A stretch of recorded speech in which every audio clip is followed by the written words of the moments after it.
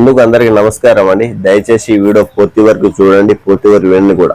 ఈ మధ్య చాలా మంది మిత్రులు ఇన్స్టాగ్రామ్ లోని నా వీడియో చూసి నేను సహాయం చేసి భోజనం ఇచ్చే వీడియో చూసి నన్ను అమౌంట్ అడుగుతున్నారు.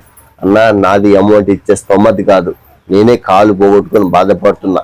ఇంతవరకు గవర్నమెంట్ నాకు పెన్షన్ లేదు, ఉన్న ఇల్లే కూర్చుంది, తినడానికి బియ్యం మూట కూడా లేదు ఇంట్లో. దయచేసి నన్ను అమౌంట్ అడగొద్దు.